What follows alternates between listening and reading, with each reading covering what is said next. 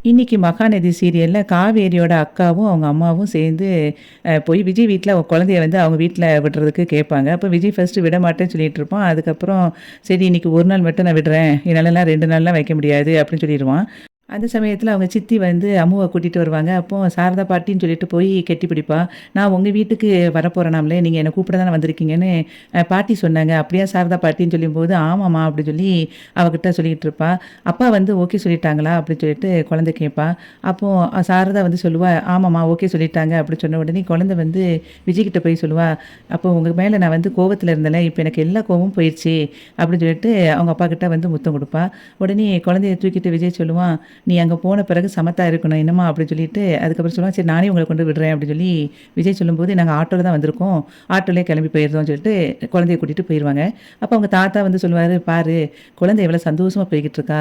அதனால குழந்தை விஷயத்துல வந்து நீ எந்த ஒரு தப்பான முடிவும் எடுக்காதடா" அப்படின்னு சொல்லிட்டு விஜய்கிட்ட சொல்லிட்டு இருப்பாரு அவங்க தாத்தா. அதுக்கப்புறம் காவேரி வந்து அப்படியே சோகமா அப்படியே கிளாஸ்ல அப்படியே போயிட்டு இருப்பா. அப்ப நேரா காவேரி வந்து பிரின்சிபல் ரூமுக்கு போயிட்டு அங்க சொல்லுவா, காவேரி வந்து 2 நாளா ஸ்கூலுக்கு வரல மேடம். அவங்க அப்பா கிட்ட நான் போய் பேசினேன். ஆனா அவங்க அப்பா வந்து ஸ்கூல் மாத்த போறேன்னு சொல்றாரு. நான் எவ்வளவோ சொல்லி பார்த்துட்டேன் கேட்க மாட்டேங்கிறாரு. நீங்க எனக்காக ஒரு நிமிஷம் பேசி பாருங்களேன் அவங்க கிட்ட அப்படின்னு சொல்லும்போது, பிரின்சிபல் மேடம் சொல்லுவாங்க, "நான் என்ன பேசுறது?" அப்படின்னோனே, இல்ல மேடம். அவங்க வந்து ஒழுங்காவே பேச மாட்டேங்கிறாரு அவங்க அப்பா. என்ன கேட்டாலும் பதில் சொல்ல மாட்டேங்கிறாரு. நீங்க பேசுனீங்கன்னா, அதுக்கு பதில் ஏதாவது சொல்லுவாரு. கொஞ்சம் பேசுங்க அப்படின்னு சொன்ன உடனே, சரி அப்படின்னு சொல்லிட்டு பிரின்சிபல் மேடம் வந்து விஜய்க்கு பேசுவாங்க. அப்போ என்ன குழந்தை வந்து 2 நாளா வரவே இல்லையே ஸ்கூலுக்கு அப்படிங்கும்போது, விஜய் சொல்லுவான், "இல்ல நான் குழந்தைய வந்து வேற ஸ்கூலுக்கு மாத்த போறேன்" அப்படின்னு. "ஏன் நல்லா படிக்கிற குழந்தைய எதுக்காக இப்படி மாத்துறீங்கன்னு?" சொல்லும்போது, "இதுல ஒரு பர்சனல் விஷயத்துக்காக நான் வந்து மாத்த போறேன். நானே வந்து 2 நாள் கழிச்சு உங்க ஸ்கூலுக்கு வந்துட்டு நான் டிசி வாங்கிக்கிறேன்" அப்படின்னு சொல்லும்போது, அவங்க எவ்வளவோ சொல்லி பார்ப்பாங்க. அத கேட்க மாட்டான் விஜய். அவங்க உடனே சரின்னு சொல்லிட்டு பிரின்சிபல் மேடம் வந்து ஃபோனை வச்சுருவாங்க. காவேரி கிட்ட வந்து சொல்லுவாங்க, "இல்ல அவங்க அப்பா வந்து ஸ்கூல் மாத்த போறேன்னு தான் சொல்றாங்க." அப்படி சொல்லி சொன்ன உடனே காவேரி வந்து அப்படி சோகமா அப்படியே வீட்டுக்கு போவா. அம்மு வந்து காவேரி வீட்டுக்கு நேரா போவா. அப்போ குழந்தை யாழினி வந்து அவள பார்த்துட்டு ரொம்ப சந்தோஷமா இருப்பா. அப்போ 2 பேரும் ஜாலியா உட்காந்து விளையாட ஆரம்பிச்சுருவாங்க. அத பார்த்துட்டு அவங்க அம்மா சொல்லுவா, "பாருங்க குழந்தை எவ்வளவு சந்தோஷமா இருக்கா. இப்படி குழந்தை சந்தோஷமா இருக்கிற குழந்தைய கொண்டு வீட்லயே அடைச்சு வச்சிருக்காரு விஜய். ஸ்கூலுக்கு கூட அனுப்பல." அப்படி சொன்ன உடனே அதுக்கு வந்து இவன் நிவின் சொல்லுவான், "அவரு என்ன ஃபீல் பண்ணாரு? விஜய் எதுவும் சொல்லலையா?" அப்படி சொல்லும்போது, "ஃபர்ஸ்ட்டு விடவே மாட்டேன்னு தான் சொன்னாரு. அதுக்கப்புறம் அம்மா தான் கண்டிப்பா நான் கூட்டிட்டு போறேன்னு சொல்லிட்டு ரொம்ப பேசி தான் போராடி அவர கூப்பிட்டுருக்கோம் குழந்தைய." அப்படின்னு சொல்லி கங்கா சொல்லிக்கிட்டு இருப்பா. அதுக்கப்புறம் குழந்தைக்காக எல்லாமே ப்ரிப்பேர் பண்ணி சாப்பாடெல்லாம் செஞ்சு, அதுக்கப்புறம் குழந்தைக்கு ஊட்டிட்டு இருப்பாங்க. அப்போ அவங்க அம்மா வந்து மனசுக்குள்ள சொல்லுவா, "நான் வந்து எப்படியாவது காவேரிய வந்து உனக்கு கூட சேர்த்து வச்சுருவேன் அம்மு. அதுக்காக நான் என்னனாலும் நான் பண்ணுவேன். நீ வந்து இதே மாதிரி எப்பவும் சந்தோஷமா இருக்கணும்னு" சொல்லி அவங்க அம்மா மனசுக்குள்ள ஃபீல் பண்ணிட்டு இருப்பா. அதுக்கப்புறம் நிவீன வந்து கூப்பிடுவா. "என்னத்துக்கு எத்த கூப்பிடுறீங்க?" அப்படிங்கும்போது, "இல்ல என் கூட வாங்க ஒரு இடத்துக்கு" அப்படின்னு சொல்லிட்டு காவேரி ஒரு மாப்பிள்ளைய பார்த்துருக்க அந்த வீட்டுக்கு நேரா கூட்டிட்டு போவா நிவீன. அப்போ நிவீன் மனசுக்குள்ள நினைப்பான், எதுக்கு அத்தை இங்க கூட்டிட்டு வந்திருக்கான்னு தெரியலையே! ஏற்கனவே அத்தைக்கு இந்த கல்யாணத்துல விருப்பம் இல்ல. அப்படி இருந்தும் ஏன் இங்க வந்தாங்கன்னு தெரியலையேன்னு யோசிச்சுட்டு இருப்பான். அப்போ காவேரியோட அம்மாவ பார்த்துட்டு அந்த மாப்பிள்ளை பையனோட அம்மா சொல்லுவா, "நாங்க உங்க வீட்டுக்கு வரும்போது நீங்க ரொம்ப அமைதியா இருந்த உடனே நீங்க இந்த கல்யாணத்துல விருப்பமே இல்லன்னு நெனச்சேன். ஆனா இங்க நீங்க வந்திருக்கிறது ரொம்ப சந்தோஷம்" அப்படின்னு சொல்லும்போது, காவேரியோட அம்மா சொல்லுவா, "இல்ல நான் அங்க வச்சு அமைதியா இருந்தேன்" அப்படின்னனா, அது அப்போ காவேரி இருந்தா. இப்போ வந்து நான் என் பொண்ணு வாழ்க்கையும் நெனச்சு தான் வந்திருக்கேன். உங்க பையனோட வாழ்க்கைக்காக தான் வந்திருக்கேன். என் பொண்ணு நீங்க நெனைக்கிற மாதிரிலாம் அப்படியே அமைதியா இருக்கிற பொண்ணுலாம் கிடையாது. அவ ரொம்ப அடம் பிடிப்பா. 2வது அவளுக்கு ஏற்கனவே ஆக்சிடென்ட் ஆயிருக்கு. அந்த ஆக்சிடென்ட் ஆனதுல வந்து ரொம்ப கோவப்படுவா. அப்படின்னு சொல்லிட்டு காவேரிய பத்தி ஒண்ணு ஒண்ணா சொல்லும்போது, அந்த மாப்பிள்ளை பையன் சொல்லுவான், "என்னது அவளுக்கு ஆக்சிடென்ட் ஆயிருக்கா ஏற்கனவே? என்கிட்ட சொல்லவே இல்லையே!" அப்படின்னு சொல்லும்போது காவேரியோட அம்மா சொல்லுவா, "அதையே மறைச்சிருக்கானா, அப்ப கல்யாணத்துக்கு அப்புறம் உங்ககிட்ட என்னலாம் மறைப்பா? என் பொண்ணு வேணுங்கிறதுக்காக உங்ககிட்ட நான் சொல்லாம இருக்க முடியாதுல்ல. நீங்க நல்லா யோசிச்சு பாருங்க. என் பொண்ணுலாம் மாமியாருக்குலாம் அடங்கி போற பொண்ணுலாம் கிடையாது." அப்படின்னு சொன்ன உடனே அந்த மாப்பிள்ளை பையனோட அம்மாவும் அப்படி ஷாக் ஆகி பார்த்துட்டு இருப்பா. அதுக்கப்புறம் சொல்லுவா, "நீங்க ஏற்கனவே கல்யாணத்துக்கு எல்லாம் ஃபிக்ஸ் பண்ணிட்டீங்க. இப்ப நான் சொல்றேன். நீங்க முடிஞ்சா அவட்ட போய் இந்த கல்யாணம் வேண்டான்னு சொல்லுங்க. இல்ல அப்படின்னா நீங்க முடிச்சுட்டு நீங்க எவ்வளோ கஷ்டப்படணுமோ பட்டுக்கோங்க. ஆனா என் பொண்ணோட வாழ்க்கைக்காகவும் சேர்த்து தான் உங்களுக்கு சொல்றேன்" அப்படின்னு சொல்லிட்டு, "நாங்க கிளம்புறோம்" அப்படின்னு சொல்லிட்டு வெளிய கிளம்பிருவா காவேரியோட அம்மா. அப்ப வெளிய போகும்போது நிவின் சொல்லுவான், "என்னத்த இப்படி சரவெடி மாரி நெறைய விஷயத்த அப்படியே காவேரிய பத்தி சொல்லிட்டீங்க" அப்படிங்கும்போது, "என்ன மாப்பிள செய்ய? விஜயவும் அவளையும் சேர்த்து வைக்கிறதுக்கு நம்ம நெறைய பேச வேண்டியிருக்கு. இப்படியே என்னால பார்த்துட்டு இருக்க முடியாது. என் பொண்ண பத்தியே குறை சொல்றது கஷ்டம் தான். ஆனா அவளோட வாழ்க்கைக்காக தான் நானும் யோசிக்கிறேன். இப்படி கல்யாணத்த ஏற்கனவே முடிச்சுட்டு திரும்ப போய் இப்படி ஒரு கல்யாணம் பண்ணணும்னு அவ யோசிச்சுட்டு இருக்கா. அத பத்தி அவளுக்கு தெரியாமலையே!" அப்படின்னு சொல்லிட்டு அவங்க அம்மா ரொம்ப ஃபீல் பண்ணிட்டு இருப்பா. ஆனா எப்படியும் நான் வந்து காவேரிய மாப்பிள்ளை கூட நான் சேர்த்து வைப்பேன் அப்படின்னு சொல்லும்போது, நிவின் சொல்லுவான், "காவேரி கிட்டயும் விஜய் கிட்டயும் சேர்ந்து இடையில நம்ம அம்மு தான் ரொம்ப கஷ்டப்படுறா. அத நினைச்சா தான் கஷ்டமா இருக்கு" அப்படின்னு சொல்லிட்டு இருப்பான். காவேரியவும் மாப்பிள்ளையும் சேர்த்து வைக்க நான் எந்த எல்லைக்குனாலும் போவேன் மாப்பிள அப்படின்னு சொல்லிட்டு காவேரியோட அம்மா ஃபீல் பண்ணி சொல்லிட்டு இருப்பா.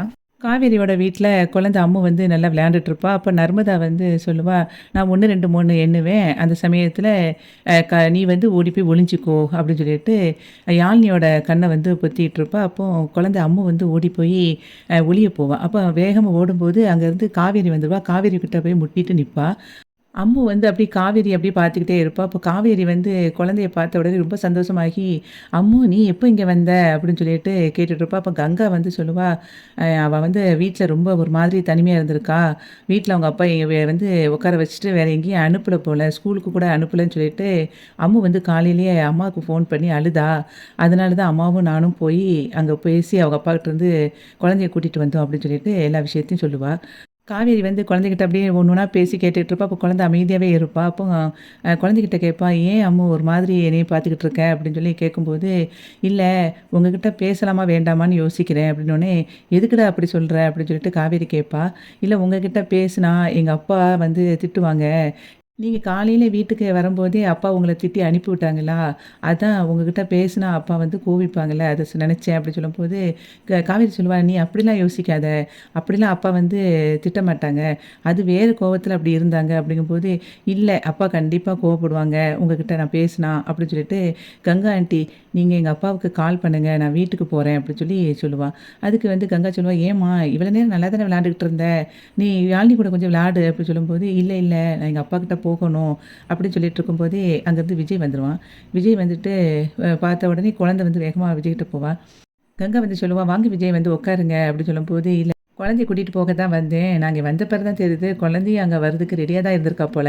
சரி நான் கிளம்புறேன்." அப்படின்னு சொன்ன உடனே, குழந்தை வந்து அப்படியே முகத்த திருப்பிக்கிட்டே தான் இருப்பா. காவிரிய பார்க்கவே மாட்டா. அதுக்கப்புறம் சரி கிளம்புறேன்னு சொல்லிட்டு அவன் விஜய் கிளம்பி போயிருவான். விஜய் குழந்தைய கூட்டிட்டு போனத பார்த்த உடனே காவேரி அப்படியே ரொம்ப ஃபீல் பண்ணிட்டே இருப்பா. அதுக்கப்புறம் பேக் எடுத்துட்டு ரூமுக்குள்ள போயிருவா. அப்போ வந்து யமுனா சொல்லுவா, "என்ன இப்படி இருக்காரு? குழந்தை வந்து கொஞ்சம் கூட காவேரிய பார்த்து பேசவே இல்ல. இப்படியே இருந்தா ஒருவேளை காவேரி வந்து விஜய் மாமாவ ஒதுக்குன மாதிரி குழந்தையும் வந்து காவேரிய ஒதுக்கிருமோன்னு எனக்கு பயமா இருக்குக்கா." அப்படின்னு சொல்லும்போது, "இல்ல, இல்ல அந்த மாதிரிலாம் நடக்காது. குழந்தை வந்து ஏதோ ஒரு பயத்துல வந்து காவேரிய பார்த்து பேசாம இருக்கா. மத்தபடி அவ மேல இருக்கிற பாசம்லாம் அப்படியே தான் இருக்கு. நீ அதெல்லாம் பத்தி கவலைப்படாத." அப்படின்னு சொல்லிட்டு இருக்கும்போதே அங்கேருந்து நிவினும் அவங்க அம்மாவும் வருவாங்க, காவேரியோட அம்மா.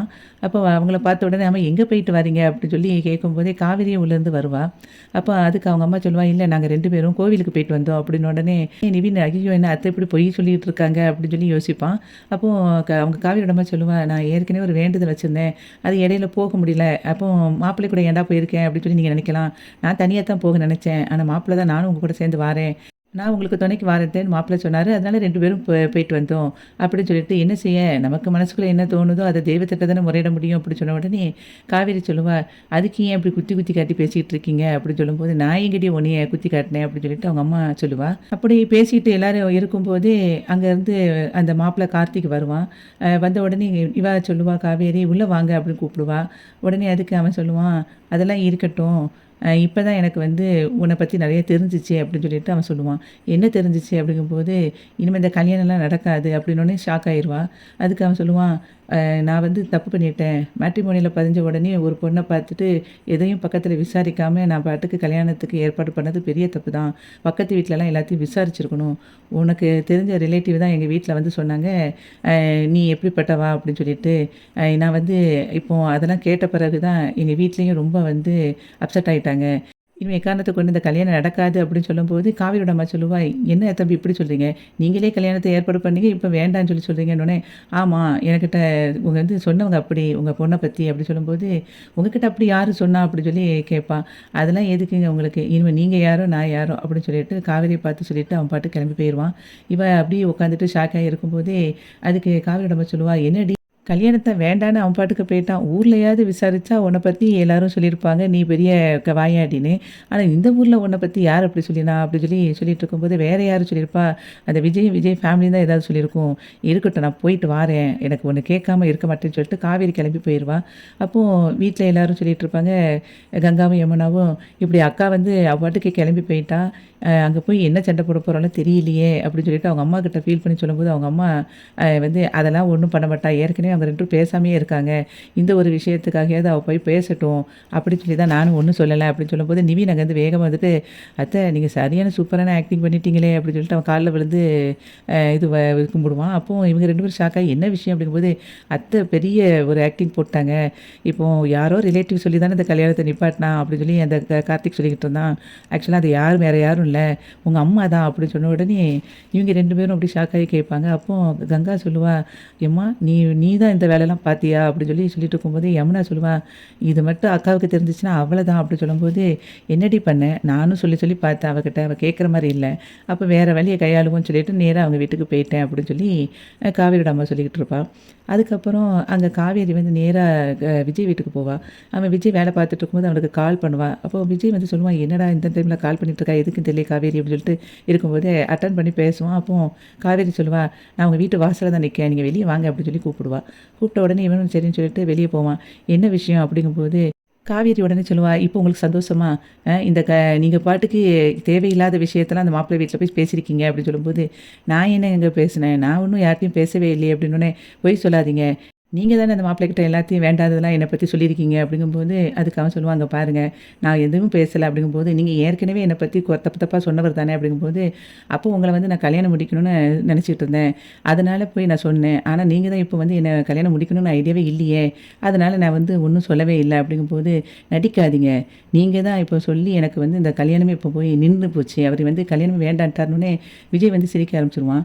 உடனே என்ன உங்களுக்கு சிரிப்பாக இருக்கும் அப்படின்னு சொல்லி கேட்கும்போது, இல்லை நான் கண்டிப்பாக வந்து எதுவுமே சொல்லலை, ஆனால் உங்கள்கிட்ட ஒன்றே ஒன்று சொல்கிறேன் அப்படின்பா. என்ன அப்படின்னோடனே, அந்த பையன் கொஞ்சம் உங்களுக்கு வந்து கம்மி தான், ஆனால் அந்த பையனே வந்து உங்களை கல்யாணத்தை வேண்டாம்னு சொல்லிட்டானா வேறு யார் உங்களை கல்யாணம் முடிப்பா அப்படின்னு யோசித்தேன் அப்படிங்கும்போது, நான் வந்து என்னையை பிடிச்சி என்னையக்காக வாழக்கூடிய ஒரு ஆளை வந்து கண்டிப்பாக நான் கல்யாணம் முடிப்பேன், அது நடக்குதா இல்லையான்னு பாருங்கள் அப்படின்னு சொல்கிற மாதிரி இன்றைக்கி வந்து மகாநதி சீரியல் முடிஞ்சது. வீடியோவுக்கு ஒரு லைக் கொடுத்து சேனலை சப்ஸ்கிரைப் பண்ணுங்கள். நன்றி.